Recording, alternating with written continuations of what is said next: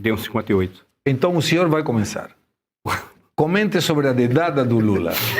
Primeiro, vamos começar lá. Olha, não é nenhuma questão de ser um homem deselegante, desinformado, com má intenção e que presta um desserviço. Por qual razão? Deixa eu explicar para ele, olhando para ele. Espero que um dia chegue para ele. Presidente, dedada é um termo que se aplica para outras circunstâncias. Eu não sei se o senhor conhece essas circunstâncias, mas se o senhor conhece, é problema seu, problema das pessoas que porventura o senhor pode dedar ou porventura que lhe dede.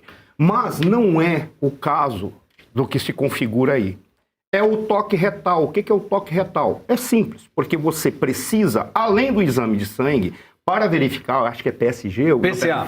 PSG é o clube de futebol. O PSA, além do PSA, às vezes ele não consegue identificar se existe vestígio daquilo que pode desenvolver para um câncer de próstata, que é um dos cânceres que mais aflige os homens no mundo, não é só no Brasil, não.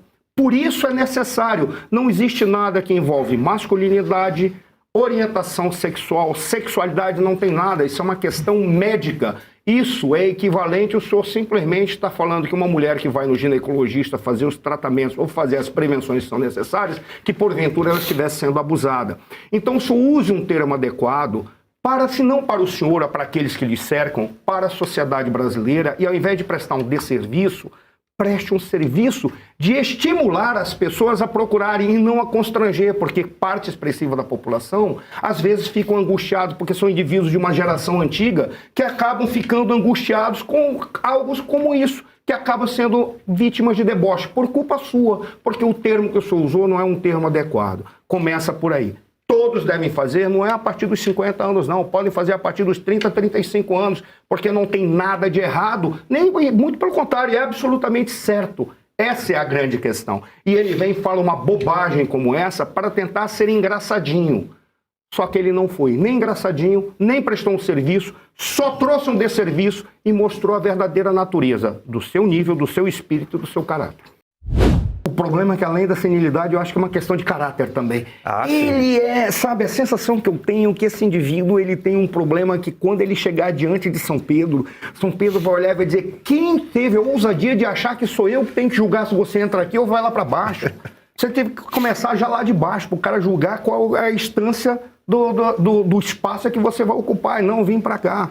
Porque a sensação que eu tenho é a questão de caráter. E o esquecimento dele, ali foi um ato falho. Isso demonstra que ele não tem uma relação com a Janja tal qual se espera. Parece que é quase algo protocolar e ele faz de conta, faz aquilo tudo. Não sei e não quero me meter na vida pessoal dele, porque é a vida de um presidente da República com a tal da primeira-dama, que ela é a primeira-dama da República, queira ou não queira. Então, cheguemos lá. Então, não quero me meter nisso, mas posso fazer só um comentário em relação... Claro, por favor. Ao que o João falou. Ele disse: pô, nós vamos descobrir o que foi, afinal de contas, que foi entregue. Eu acho que nós, brasileiros, não deveríamos entregar nada para nenhum povo, porque é patrimônio nosso. No entanto, se nós tivermos que escolher entre entregar ou permitir que seja explorado pelos norte-americanos e seja explorado pelos chineses, eu daria prioridade para os norte-americanos. Por quê? Porque vem empresas podem ser processadas lá se fizerem coisas erradas aqui. Ou seja, é completamente diferente. As empresas que vêm da China, normalmente têm o capital do Estado. Logo, é uma relação entre Estados. Então, tem todo o poderio do Estado. E eu vi a negociação dos chineses quando queriam fazer a ferrovia transoceânica, ou bioceânica, melhor dizendo, que era atravessando o território brasileiro para ligar o Atlântico com o Pacífico. Ora, eu vi eles negociando lá no Senado, um cara falando, ele simplesmente dizia o seguinte: nós queremos o território, a terra, e nós queremos, inclusive, trazer os nossos funcionários.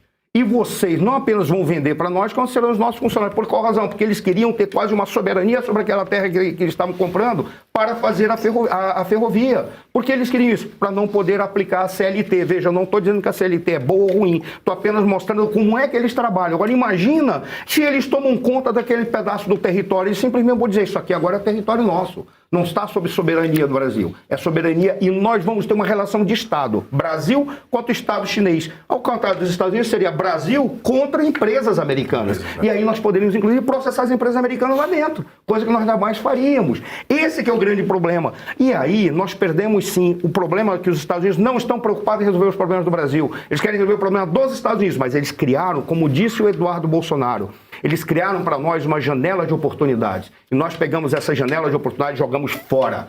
Talvez eles criem outras. Por quê? Porque a dinâmica da política é intensa. Mas eles estavam preocupados com eles. E nisso desfalaram. Olha o que nós estamos fornecendo para vocês. O que vocês vão fazer? Nós não fizemos nada. Aqueles que são corruptos. Nem todo mundo que está no governo é corrupto. Isso é importante mencionar. Alguns são arrastados. Por exemplo, quando você citou o caso isso aí da liberação, ele queria só liberações de emendas parlamentares que chegam da Câmara dos Vereadores, e vereadores que fazem para preencher as necessidades dos seus nichos eleitorais. O grande problema que aí é inflado, são valores inexistentes, valores incorretos, e depende de vereador por vereador. Então, aí depende também da postura do prefeito. No caso, o Melo Araújo foi de uma postura exemplar. Ele mostrou que ele segue de acordo com... Ele é digno, ele é correto. Então ele disse, não, isso aqui não procede. E eu sei também que tem vereadores que não permitem emendas que vão acima de um determinado valor. Se você chegar lá, não, isso não existe, isso não é absurdo. Não tem como. É a forma de agir. Mas é interessante que quando você pega, você fala desse PIB, 7, alguma coisa do percentual 7,6 do PIB, isso é porque eles estão vendo a América Latina inteira, porque se forem ver o Brasil, vai muito mais. O Brasil, ele conseguiu fazer algo que tornou o absurdo normal por ter tornado comum antes. Ou seja, nós simplesmente pegamos o absurdo, tornamos comum aqueles comportamentos absurdos que são esses que a gente vê em torno da corrupção e se tornou tão comum que a gente normalizou isso. Isso não é normal. Por exemplo, você encontrar esse custo corrupção. Eu tenho a impressão que esse foi o termo que foi usado por um dos diretores da FIFA em 2014, quando vieram perguntar para ele, não, mas a gente já toma como necessário em países da África e países da América Latina. E dentre eles, o Brasil, existe aquele custo, e eu não sei se ele usou o termo custo-corrupção. Ele usou alguma coisa assim, por quê? Porque ele foi ofendido, ele foi falado que tinha que conversar com tal pessoa e já tinha um percentual dos valores que eles já destinavam exatamente para levar conta com um custo país nesse critério corrupção. Quando a gente dá uma olhada e presta atenção no que a ONG Transparência Internacional fez. Ela não quis mudar com a estrutura brasileira, mas ela fez uma coisa, ela começou elogiando o STF, dizendo que o STF freou um golpe de Estado. Ela está errada. Mas tudo bem, ela pegou e disse, agora vamos verificar o que foi que esse mesmo STF, misturado com o governo, fez. Ele listou todos os erros do STF, inclusive posturas de ministros, e disse, essas são as alterações que precisam ser feitas para que o Brasil consiga, pelo menos, se não acabar com a corrupção, frear a corrupção, mantendo a estrutura que a gente tem aí. Ou seja, foi um belo trabalho. Apesar de eles terem dado essa cariciada no STF, desnecessário, incorreta e injusta, porque o STF não freou nenhum golpe de Estado. Muito pelo contrário, o golpe de Estado foi dado por eles, na minha perspectiva. Sim, claro. Eu posso estar enganado. E nós temos muitos juristas que concordam com isso que eu estou falando aqui. Ora, então quando a gente para ver, eles apontam e dizem assim, o índice de corrupção no Brasil é um dos maiores do mundo e eles foram até gentis, porque é muito maior do que eles podem estar verificando, porque há coisas que ainda virão para nós. Quando puxarem o fio do Banco Master, é que nós vamos ver o volume que está aí. E o volume é maior do que o Brasil, pode ter certeza, já está ultrapassando as fronteiras e já está como foi naquele primeiro momento em que havia empreiteiras que estavam fazendo negócio na América do Sul inteira. Foram processadas e foram condenadas na América do Sul. No Brasil foram inocentados, apesar de existirem provas sobradas. Se nós tivermos que criar formas de avaliar políticos, uma das formas é essa.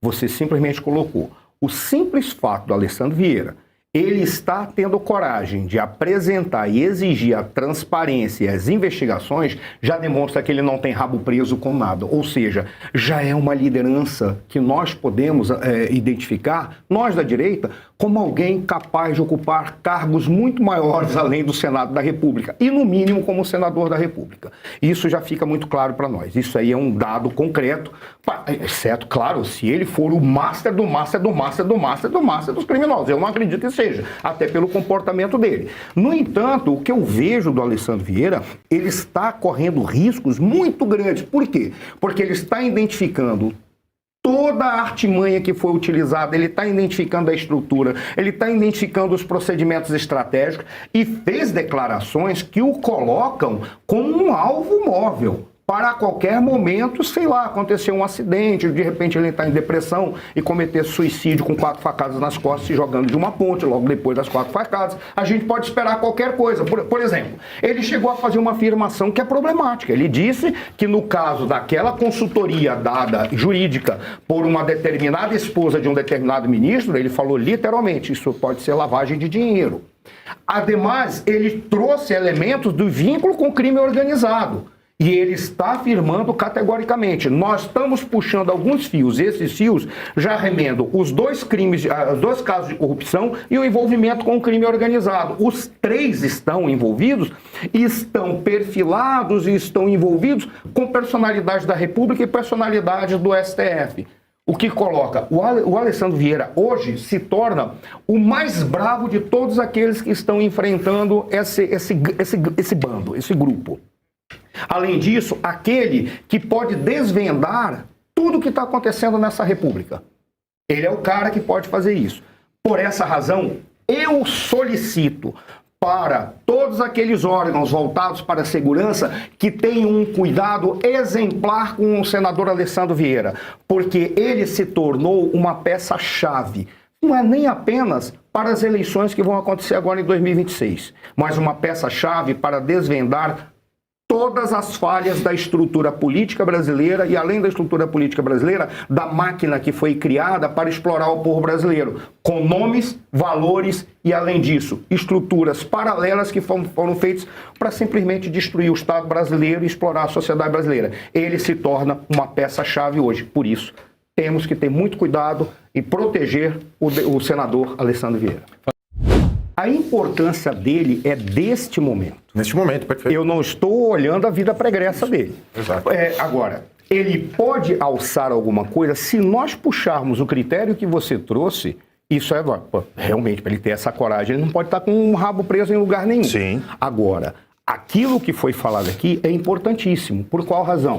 Porque a vida pregressa dele acaba não anulando os atos que ele possa estar fazendo de bravura neste momento. No entanto, não retira o dever do povo de investigar e ficar muito atento. É o caso, por exemplo, quando nós tivemos a situação do Fux.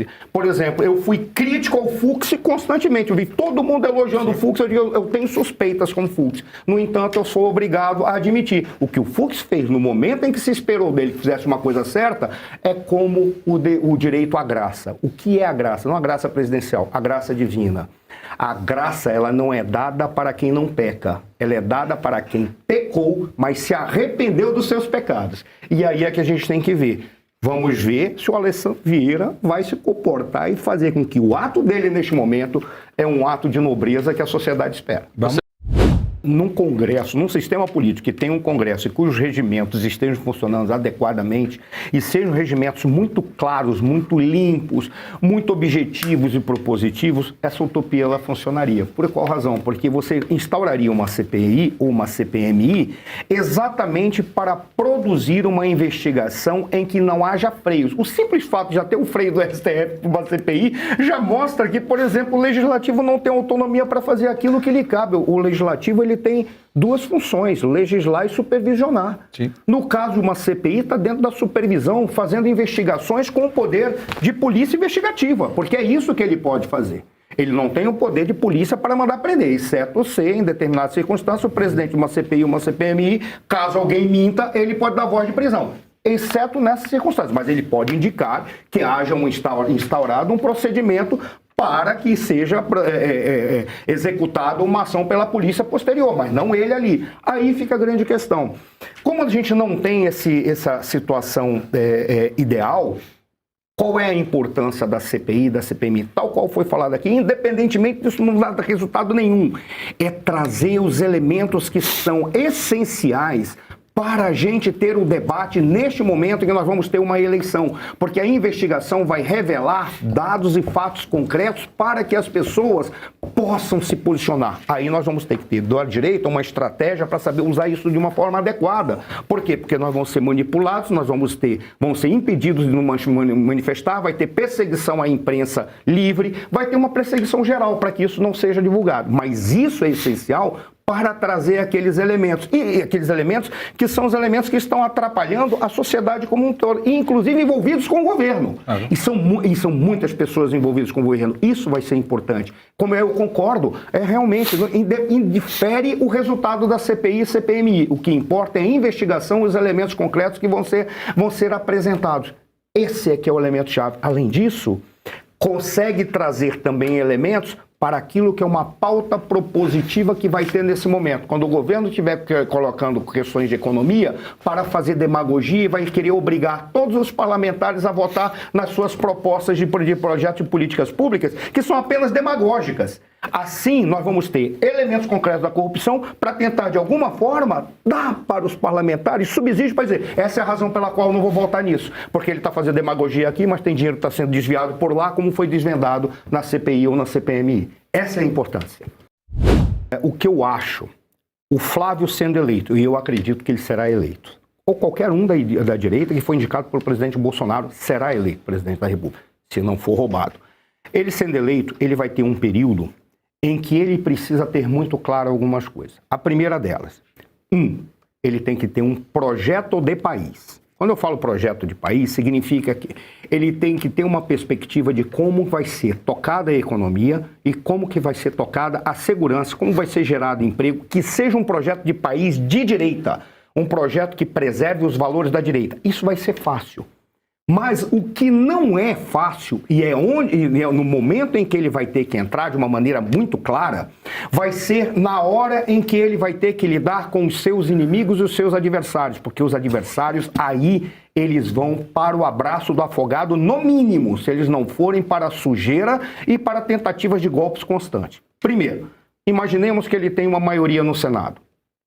Ok, a maioria no Senado é suficiente para fazer frente aos abusos do STF, mas não para retirar juízes do STF, ministros do STF. Para isso ele precisa ter uma maioria qualificada de pelo menos 54, ou pelo menos 41 que digam, nós vamos até o final, vamos constranger esses que não servem para nada, estão aqui apenas para vender a sua alma, para que fiquem do nosso lado, porque esses normalmente, eles acompanham aquele que tem o poder e se vendem por qualquer coisa. Então nós temos que ter uma maioria aí. Mas para nós vai ser importante também ter na Câmara, aí já não é tão necessário ter uma maioria qualificada.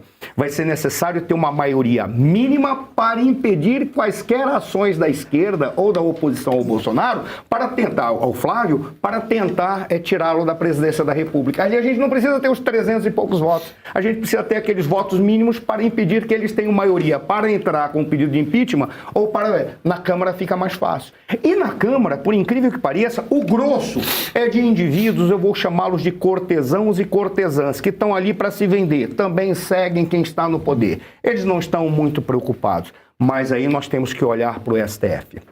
A tua jogada de retirar ministros do STF é fabulosa, mas tem um problema. Qual? Eles vão entrar com todos os elementos que são necessários para se segurar, porque ali só tem um cara que não está realmente no círculo deles, que é o André Mendonça. Os demais estão no mesmo círculo, com maior ou menor grau. Eles vão fazer de tudo. Eles podem até, argumentarem a necessidade do artigo 142 para defender a prerrogativa do STF. Meu Deus. Porque qualquer presidente de casa pode solicitar, qualquer presidente de poder pode solicitar o artigo 142. Vamos sair com facilidade mesmo. Aí nós vamos ter que entrar e pensar como é que ele vai organizar o Exército Brasileiro. Ele tem que afastar todos esses generais de 4 estrelas que aí estão.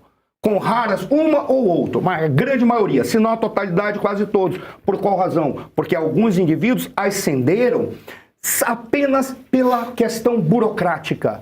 Não ascenderam por ter, de certa forma, corporificarem os valores militares propriamente ditos.